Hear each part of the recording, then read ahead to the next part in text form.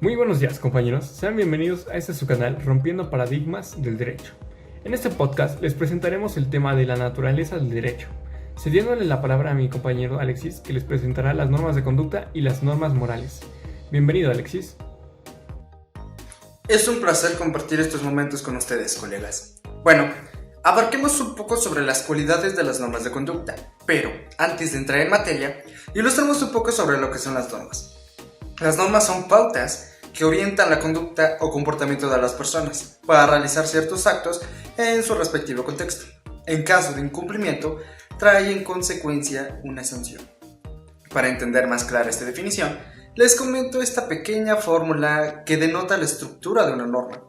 El precepto, que es el orden o mandato impuesta por una autoridad, más una sanción, esto es igual a una norma. La palabra norma suele usarse en dos sentidos, uno estricto y otro amplio.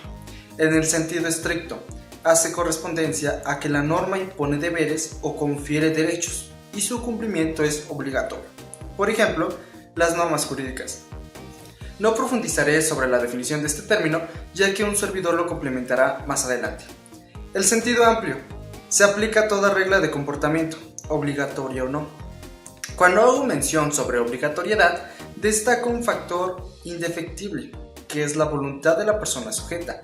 Si esa persona que está sujeta a ciertas normas, que su cumplimiento es de manera potestativa, significa que no confiere obligación alguna. Por ejemplo, las normas morales y religiosas. Espero y haya quedado claro esta parte. Cabe mencionar que existe una gran diferencia entre una norma y la regla. No cualquier tipo de regla, sino una regla técnica. La norma es de carácter obligatorio o son atributivas de facultades. Pero ojo, otra puntualización. Es necesario que contextualicemos todos los términos en materia de derecho. Facultad hace referencia al derecho que posee una persona, mientras que una regla técnica son reglas prácticas que su cumplimiento es potestativo, o sea, bajo la voluntad de la persona. Estos son algunos ejemplos de Maynes, autor del libro de Introducción al Estudio del Derecho. Para ir a un punto a otro por el camino más corto, es necesario seguir la línea recta. Si digo esto, estoy afirmando una regla técnica. Si digo en otra parte, debes honrar a tus padres, expresaré una norma religiosa. Esta fue una pequeña visión de lo que abarca las cualidades de una norma. Ahora, describiré lo más detallado posible sobre los tipos de normas de conducta. Número 1. Las normas religiosas. La religión es una forma de conciencia social, producto de determinadas condiciones del ser social humano, e implica la tentativa de explicación de la relación existente entre la humanidad y su origen primario, según Ovillo.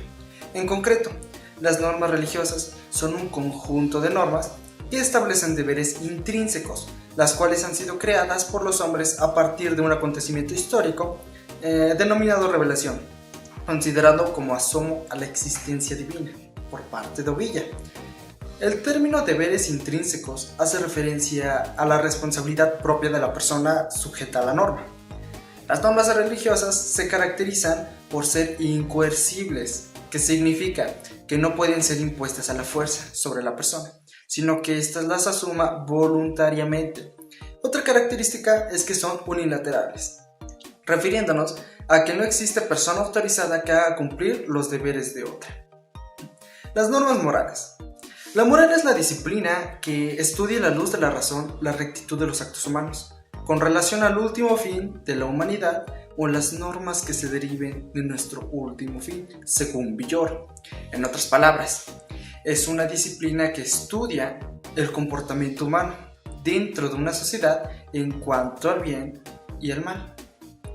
Esto nos permite identificar las cualidades de las normas morales, que a propuesta de Manuel Ovilla, que son la moral social y la moral crítica. La moral social es el conjunto de reglas de conducta socialmente aceptadas que prescriben lo que está bien o mal en nuestra relación con las personas. Por ejemplo, en México el adulterio es una conducta socialmente prohibida, que no está sancionada por la norma jurídica. El adulterio consiste en una relación íntima de una o ambas personas casadas con otra que no es su cónyuge. Y la moral crítica. La moral crítica son parámetros de bondad o maldad, criterios de correcto o incorrecto uso para justificar o condenar la conducta humana. Por ejemplo, no ser hipócrita es una regla de conducta optativa, depende de cada persona. De esto podemos englobar una definición concreta de las normas morales. Estas son pautas que rigen la búsqueda del mejoramiento individual e interno de cada persona, según Álvarez. Se caracteriza por ser incoercibles, unilaterales y autónomas. Cuando me refiero a autónomas, es que la persona misma opta por su voluntad en acatar dichos imperativos. Es importante destacar que tanto la moral como el derecho son creaciones humanas, de tal suerte que lo histórico y lo cultural también afectan a la moral social, sujetándola a transformaciones que en todo orden produce el paso del tiempo y a las distintas cosmovisiones que las personas o las civilizaciones poseen. Nuevamente según Álvarez. Pues bien, las personas somos quienes crean principios, culturas, alguna otra creencia para vivir pacíficamente con los integrantes de una sociedad. Si no existiesen las normas, las relaciones humanas serían un caos, abrumaría la locura, el libertinaje, entre otras atrocidades. Por último, los convencionalismos, reglas de comportamiento que regulan los aspectos más comunes de la vida social e incluso de la vida política de un país, como preceptos de decoro, cortesía, exigencias de la etiqueta, en general, todas las normas de origen consuetudinario y estructura unilateral, según el famoso García Márquez. Sostiene que los convencionalismos sociales son reglas de conducta exterior, incoercibles, heterónomas y unilaterales, lo cual a mi perspectiva es correcto, ya que son los convencionalismos no pueden ser correlativos o de deberes o facultades, ya que su cumplimiento es potestativo y no se puede hacer cumplir bajo la fuerza del Estado el seguimiento correcto de los preceptos establecidos por los individuos de una sociedad. Otro tema a abordar es la ley natural. La ley natural es un juicio que expresa relaciones constantes entre fenómenos. Antes de continuar, aclaremos lo siguiente. Según Maynes, las leyes naturales no deben ser confundidas con las relaciones que expresan. No son enlaces entre hechos, sino fórmulas destinadas a explicarlo. La gravitación universal, por ejemplo, es una realidad, la ley de Newton, su expresión científica. Es erróneo que las personas piensen que las leyes naturales crean los fenómenos. Eso es falso. La ley únicamente da a conocer los antecedentes y consecuencias de un fenómeno ya existente. Una ley natural es válida cuando es verdadera. Esto se demuestra cuando lo que da a entender en un enunciado sucede tal cual lo manifiesta. Otro ejemplo, la tercera ley de Newton, que expresa que a toda acción corresponde una reacción. Si lo comprobamos, es un hecho real, constante.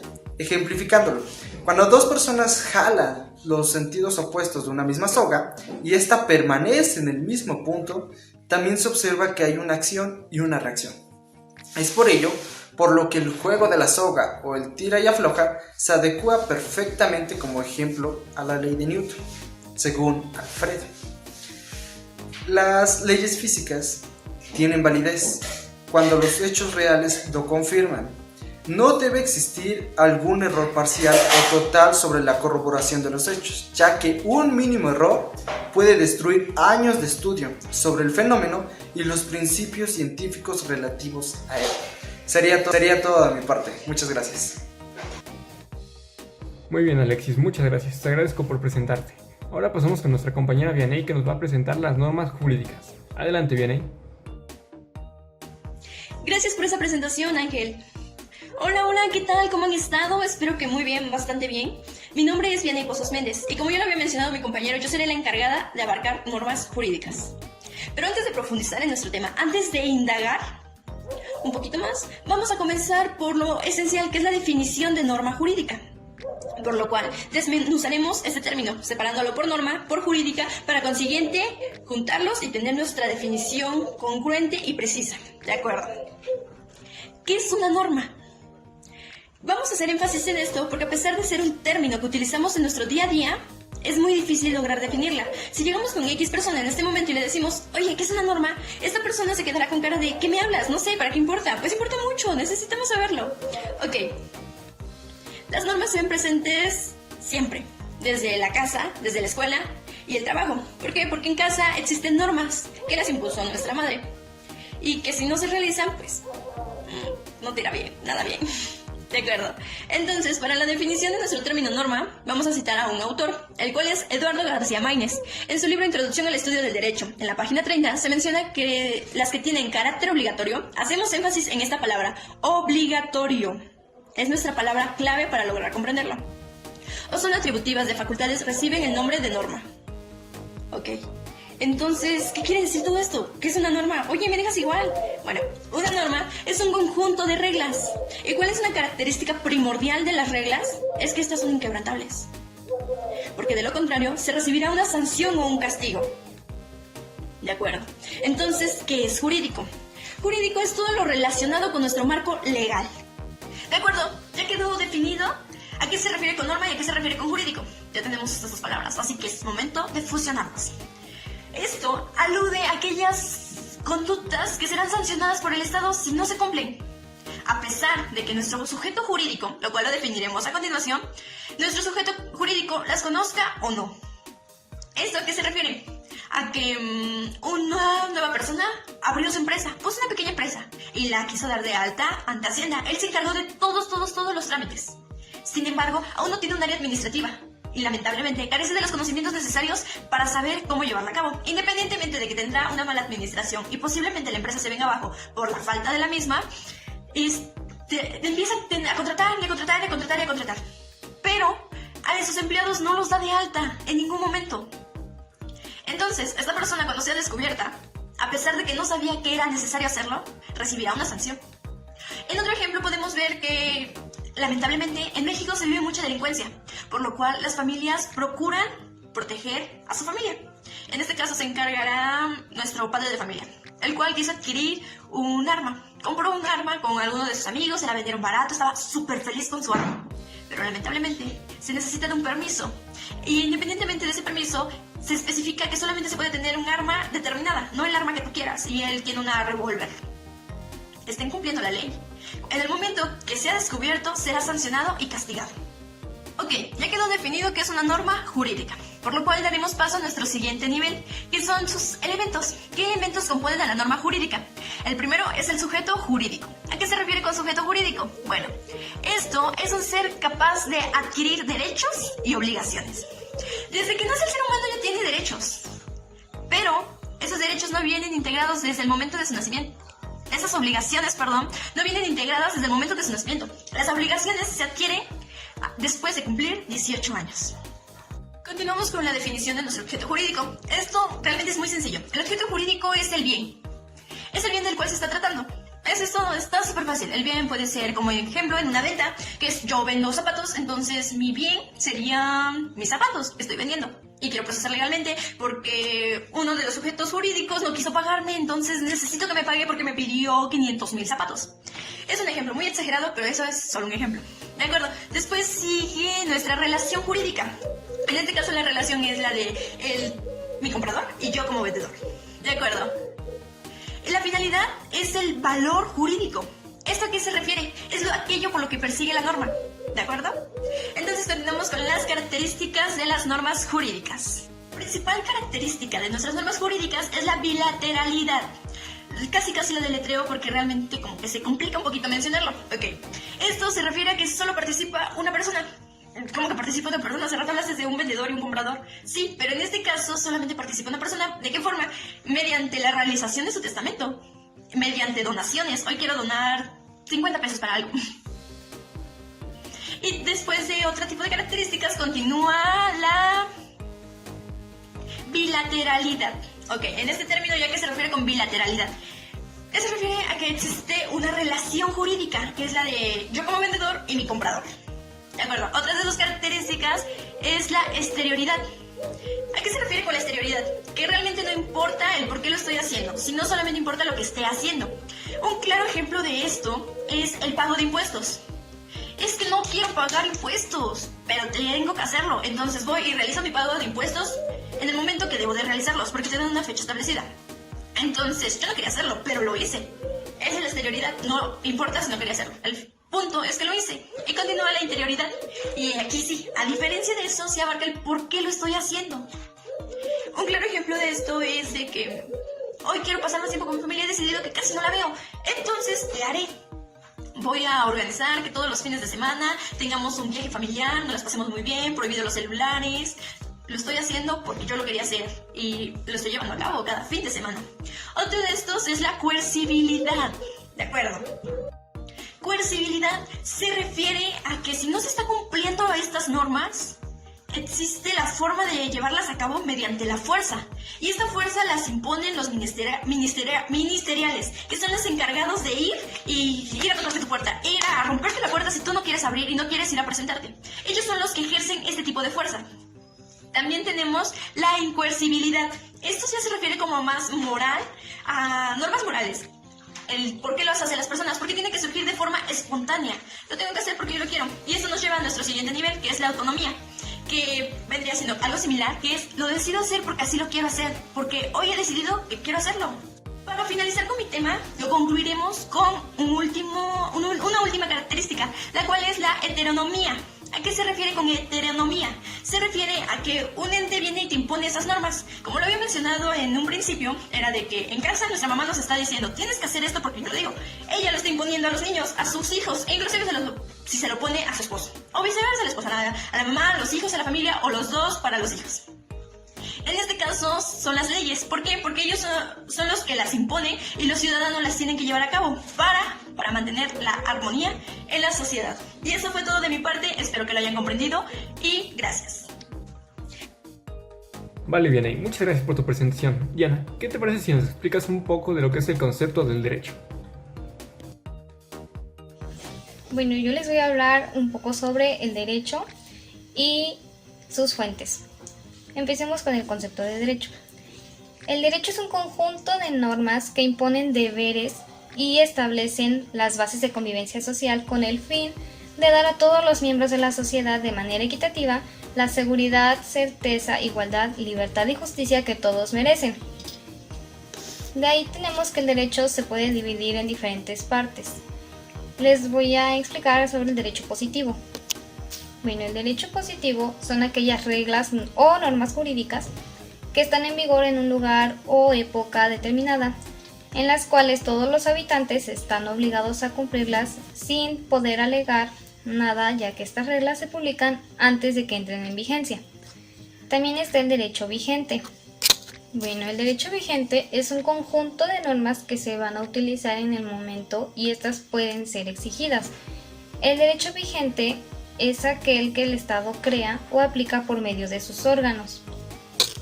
Bueno, y continuando, también tenemos lo que es el derecho objetivo, que es un conjunto de normas que integran los códigos y estos van dirigidos a los valores u objetivos que están impuestos por la ley. También tenemos el derecho subjetivo. Esta es la facultad que tiene el sujeto activo de exigir el cumplimiento de la norma jurídica. De igual manera está el derecho público. Este es un conjunto de normas jurídicas que regulan las relaciones con los ciudadanos y de igual manera con otros estados. Y por último tenemos el derecho privado. Estas son el conjunto de las disposiciones jurídicas que rigen las relaciones de los particulares entre sí. Y ahora pasaremos a hablar sobre las fuentes del derecho. Primero, ¿qué son las fuentes de derecho? Bueno, las fuentes de derecho son el conjunto de textos, tradiciones y normas a las que se le pueden acudir para conocer el fundamento del modelo de justicia de una sociedad y así poder saber qué decisiones tomar. De igual manera, al hablarse de fuentes del derecho, se parte desde el comienzo de una expresión equívoca, que es fuente. Esta es a la vez el origen, causa o nacimiento y manifestación de algo preexistente, que en otras palabras es la manera de cómo nacen en el orden jurídico para la observación, y estas se pueden clasificar en históricas, reales y formales. Estas se las voy a explicar detalladamente una por una a continuación. Las fuentes históricas. Las fuentes históricas son documentos del pasado que nos hablan sobre la historia del derecho y nos dicen cómo se resolvieron dilemas en el pasado y cómo se conformaron las leyes. Las fuentes reales. Estas fuentes reales también son conocidas como materiales.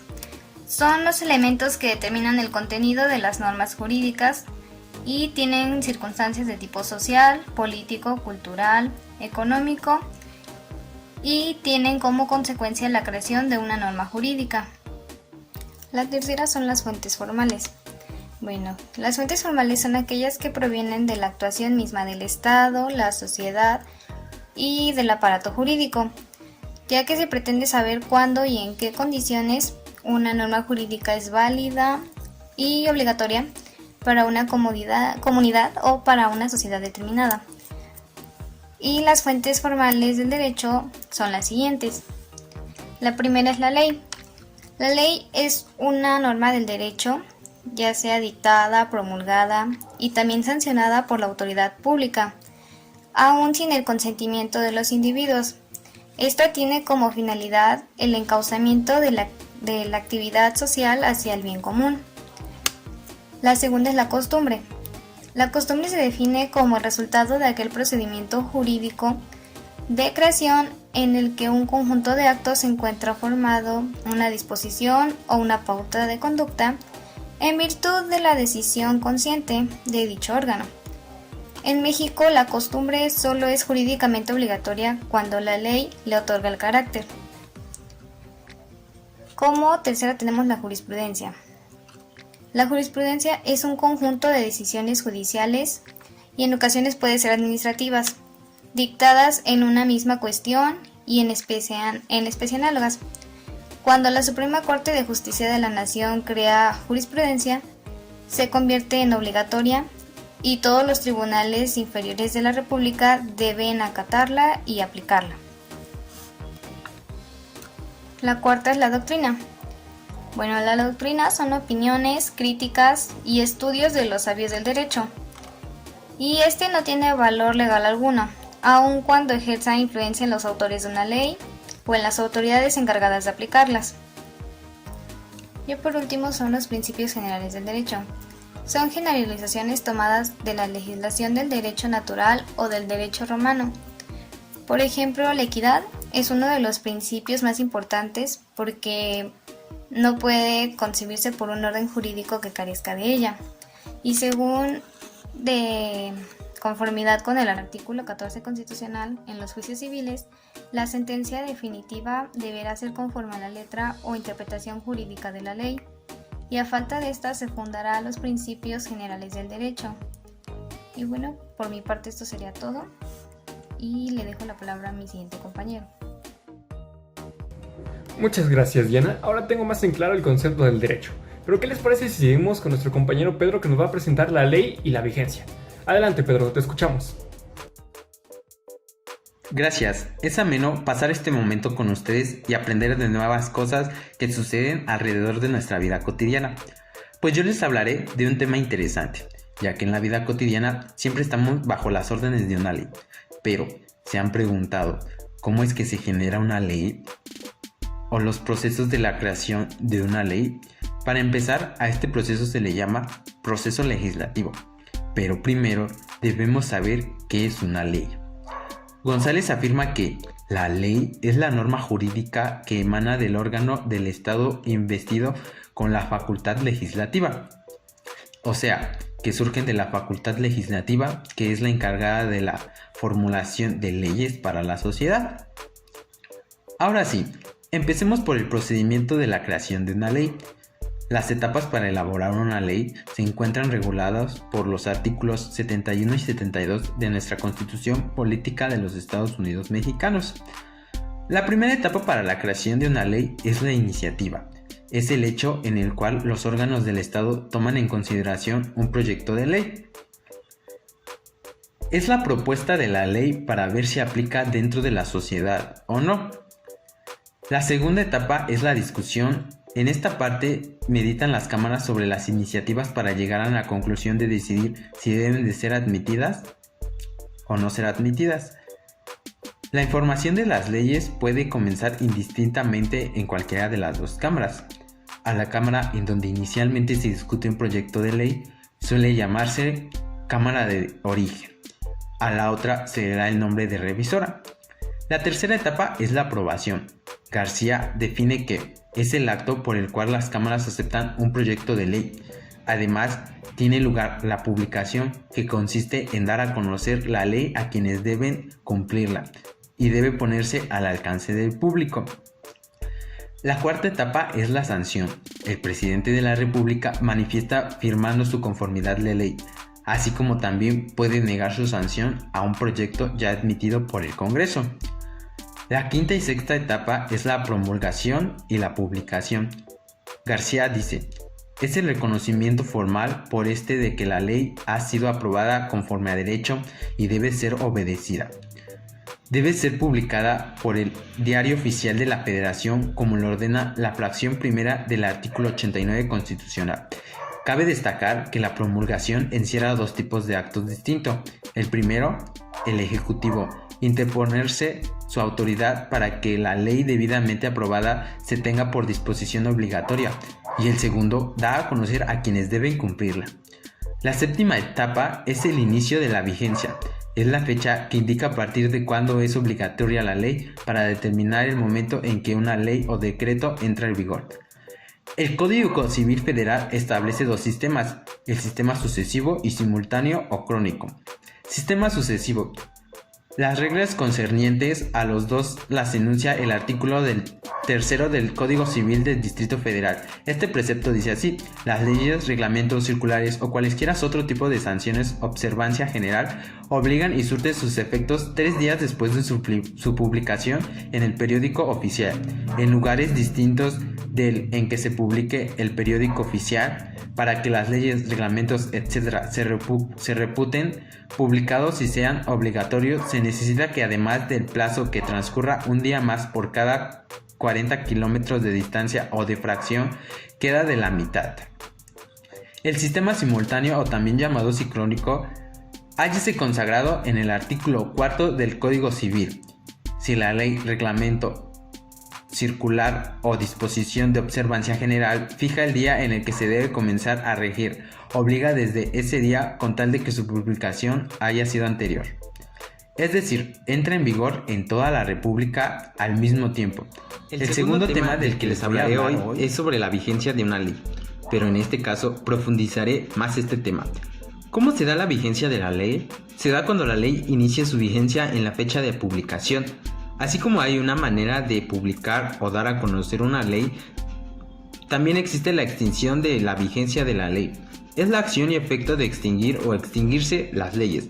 El motivo de desaparición consiste en el tiempo o en el espacio de las leyes a causa de cambios en las condiciones ambientales, de modificación en las características de las leyes.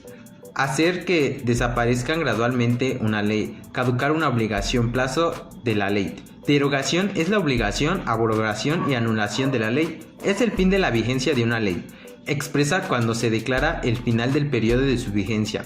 Tácita cuando la invalidez se deduce de la posterior entrada en vigor de una disposición contraria de rango igual o superior.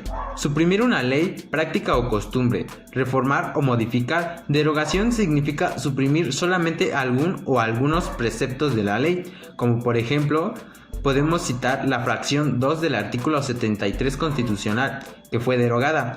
Abrogación de la ley significa quitar a la totalidad de la ley su fuerza obligatoria. Como por ejemplo, podemos señalar que un código civil sustituye a otro anterior o que un código penal se suprime. Esta fue mi participación por hoy y esperemos escuchar más temas interesantes de nuestros compañeros. Muchas gracias, Pedro. Ahora todos sabemos cómo se procesa una ley y en qué se basan para sacar su tiempo de vigencia. Pero, ¿qué les parece si seguimos con nuestra compañera Susana, que nos va a explicar qué pasa si ignoramos la ley y su retroactividad? Adelante, Susana, te escuchamos. Gracias, compañero Ángel. Entrando en materia, ¿la ignorancia de la ley no exime de su cumplimiento o sí? Uno de los principios generales del derecho, que es ampliamente conocido por personas tanto propias como ajenas al espacio jurídico, es aquel que reza en el siguiente sentido: la ignorancia de la ley no exime de cumplirlas, entendiendo por ignorancia el desconocimiento de alguna cuestión, y por ley a cualquier norma ya preestablecida por las autoridades. Bajo dicha disposición, ninguna persona puede excusarse de hacer algo prohibido por la ley o no hacer algo a lo que estaba obligado por ley, diciendo que no conocía dicha ley, pues toda la gente se justificaría en dicha ignorancia para incumplir la ley. Si bien es cierto que dicha máxima del derecho aplica de manera general a la vida cotidiana de las personas, existen ciertos casos de excepción establecidos en el Código Civil para el Estado de Puebla, en los cuales la ley permite que se justifique el incumplimiento de una ley en base a la ignorancia o bien se prorrogue su cumplimiento. Los preceptos legales de nuestro interés son los artículos 15 y 16 del Código Civil para el Estado libre y soberano del Estado de Puebla. Artículo 15. Nadie puede sustraerse a la observancia de las leyes, alegando que las ignora, pero el juez podrá, oyendo al Ministerio Público, eximir a las personas físicas de las sanciones en que hubieren incurrido. Por esa causa, cuando no se trate de leyes de interés público y quien las ignore sea de notorio atraso intelectual, de manifiesta pobreza o resida en lugar alejado de las vías de comunicación. Artículo 16. En el caso del artículo anterior, el juez instruirá a la persona a quien exima de sanción de los deberes que le imponen las leyes que ignoraba y, de ser posible, le concederá un plazo para que los cumpla. De su lectura se desprende que los jueces podrán eximirlos de las sanciones a las que se hubieran hecho acreedores por un incumplimiento de la ley que ignoraban cuando alguna de las partes 1. Exista un notorio atraso intelectual en la formación académica de la persona. 2. La persona viva de manera apartada de las vías de comunicación o, punto número 3, la persona se encuentre en una miserable situación económica. Asimismo, los mencionados artículos señalan que el Ministerio Público deberá de comunicar su conformidad con la aplicación de dicha eximente, pues es quien se encuentra encargado de la persecución de las conductas que están tipificadas como delitos. Es de destacarse que dicha eximente no aplica en casos de que la infracción violente directamente una ley de interés público, pues en dicho caso existirían posibles afectaciones a terceros sobre los cuales nacerían obligaciones adicionales, como lo es la reparación del daño, o bien afectaciones a bienes jurídicos tutelados de orden público, como el medio ambiente, la salud pública y la seguridad pública, entre otras. No obstante, a lo anterior, en la actualidad la mayoría de las leyes que son publicadas establecen que su contenido normativo es de orden público, por lo que son pocos los casos en los que resultaría aplicable dicha eximente o atenuante. Además, dicha norma establece la posibilidad de obsequiar al incumplido un periodo de gracia para acatar la ley que se ignoraba, supuesto que resulta aplicable en aquellos casos en los que no se puede eximir de alguna manera sobre el cumplimiento de la ley. Bajo tales consideraciones, de los tres supuestos de procedencia de dicha eximente, se desprende que ésta solo aplica en casos muy particulares, en los que deberá estudiarse retroactividad de la ley. Una de las cuestiones que pueden surgir en el momento de la aplicación de la ley es saber si una disposición legislativa puede aplicarse a situaciones jurídicas concretas nacidas bajo el imperio de una ley anterior. El principio que domina esta materia es el que dicta el artículo 14 constitucional. A ninguna ley se dará efecto retroactivo en perjuicio de persona alguna. En primicia, debemos explicar que las normas jurídicas rigen todos los hechos que durante el lapso de su vigencia ocurren en concordancia con sus supuestos. Si un supuesto se realiza mientras una ley está en vigor, las consecuencias jurídicas que la disposición señala deben imputarse al hecho condicionante. Realizado el hecho ipso facto, se actualizan sus consecuencias normativas. Ahora bien, Las facultades y deberes derivados de la realización de un supuesto poseen una existencia temporal más o menos larga. Algunas veces, la disposición normativa indica la duración de aquellas facultades o deberes. Otros, su duración es indefinida y la extinción de las consecuencias de derecho dependen de la realización de ciertos supuestos. Luego entonces, nos tenemos que hacer las siguientes dos preguntas. La primera es establecer cuándo la aplicación de una ley es retroactiva y la segunda es determinar cuándo puede una ley aplicarse retroactivamente. La respuesta a la primera incógnita es que una ley es retroactivamente aplicada, según Eduardo García Maínez, cuando se suprime o modifica las consecuencias jurídicas de un hecho ocurrido bajo el imperio del anterior. Por otra parte, respecto a determinar cuándo puede aplicarse una ley retroactivamente, encontramos que 1. La posibilidad de una aplicación retroactiva implica subsistencia o perduración de los deberes y derechos derivados de la realización del supuesto de la ley procedente, porque si se han extinguido durante la vigencia de la primera, ya no es posible que la nueva lo suprima o modifique. 2. La aplicación retroactiva es lícita en aquellos casos en que a nadie perjudica. Esto quiere decir, sin afectar situaciones jurídicas concretas o derechos adquiridos. 3. La no retroactividad constituye una garantía individual, toda vez que busca dar seguridad jurídica a los actos jurídicos que hemos realizado.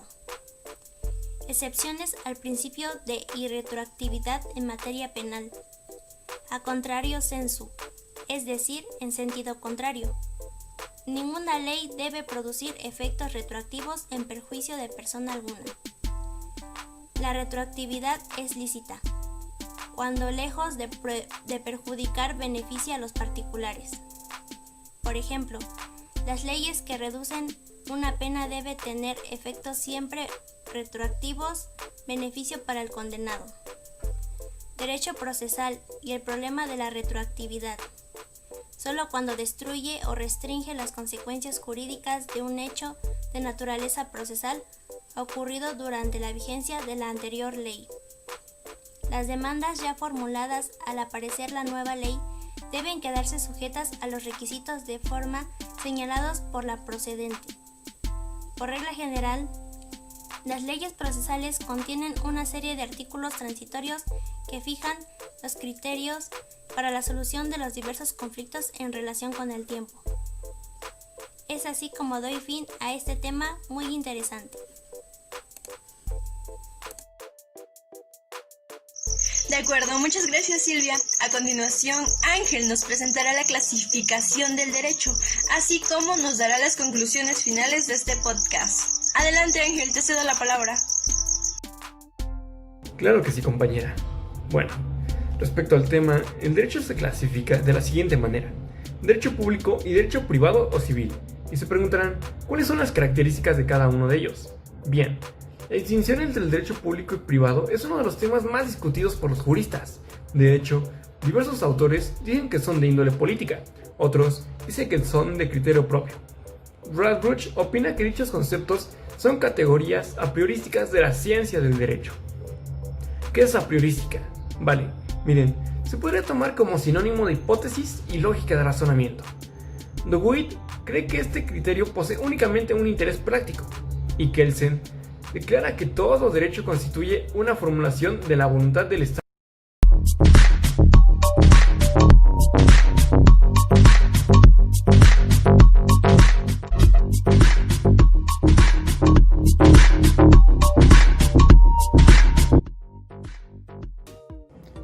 Muy buenos días, compañeros, sean bienvenidos a este su canal Rompiendo Paradigmas del Derecho.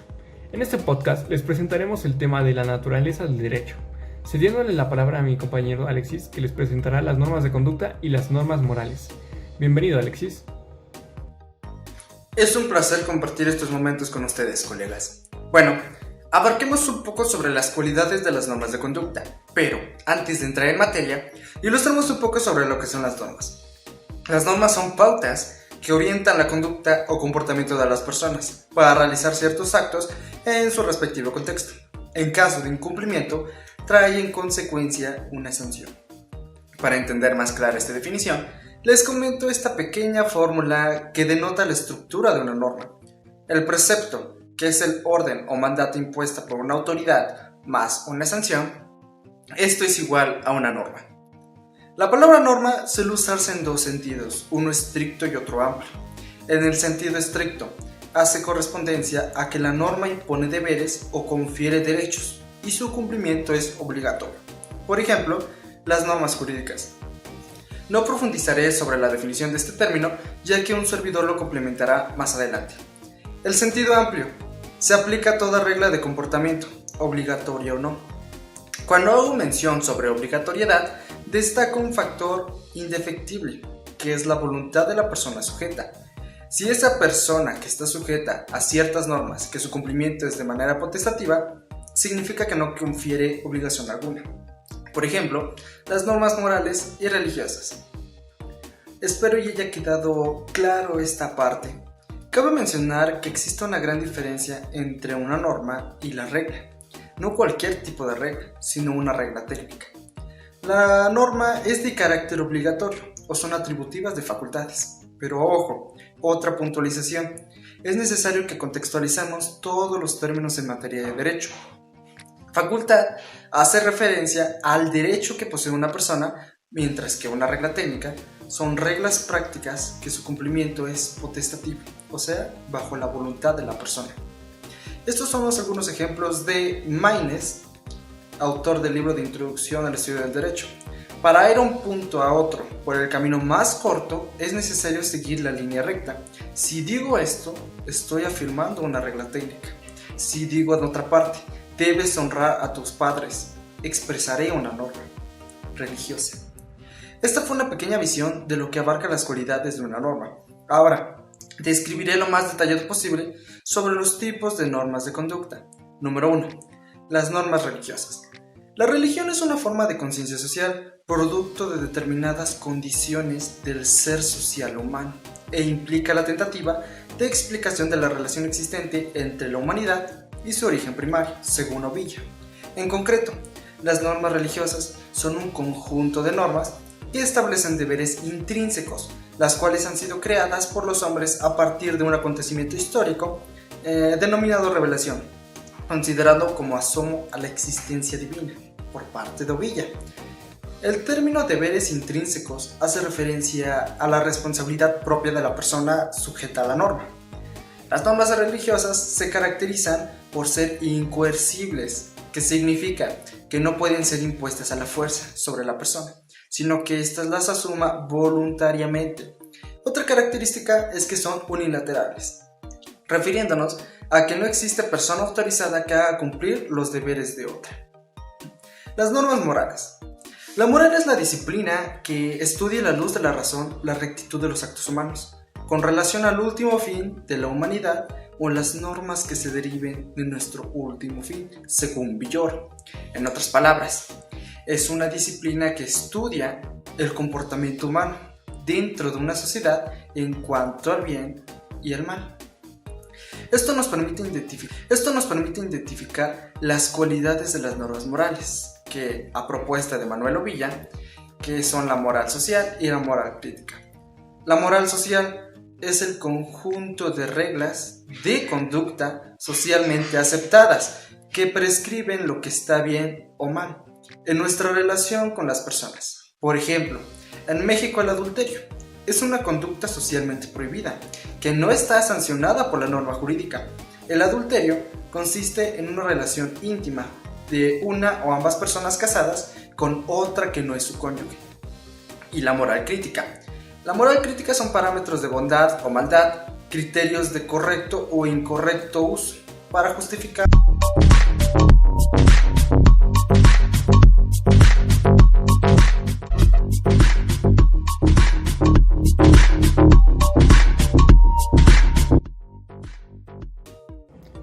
Muy buenos días, compañeros, sean bienvenidos a este su canal Rompiendo Paradigmas del Derecho. En este podcast les presentaremos el tema de la naturaleza del derecho, cediéndole la palabra a mi compañero Alexis, que les presentará las normas de conducta y las normas morales. Bienvenido, Alexis. Es un placer compartir estos momentos con ustedes, colegas. Bueno, abarquemos un poco sobre las cualidades de las normas de conducta, pero antes de entrar en materia, ilustremos un poco sobre lo que son las normas. Las normas son pautas que orientan la conducta o comportamiento de las personas para realizar ciertos actos en su respectivo contexto. En caso de incumplimiento, trae en consecuencia una sanción. Para entender más clara esta definición, les comento esta pequeña fórmula que denota la estructura de una norma. El precepto, que es el orden o mandato impuesta por una autoridad, más una sanción, esto es igual a una norma. La palabra norma suele usarse en dos sentidos, uno estricto y otro amplio. En el sentido estricto, hace correspondencia a que la norma impone deberes o confiere derechos y su cumplimiento es obligatorio. Por ejemplo, las normas jurídicas. No profundizaré sobre la definición de este término, ya que un servidor lo complementará más adelante. El sentido amplio. Se aplica a toda regla de comportamiento, obligatoria o no. Cuando hago mención sobre obligatoriedad, destaca un factor indefectible, que es la voluntad de la persona sujeta. Si esa persona que está sujeta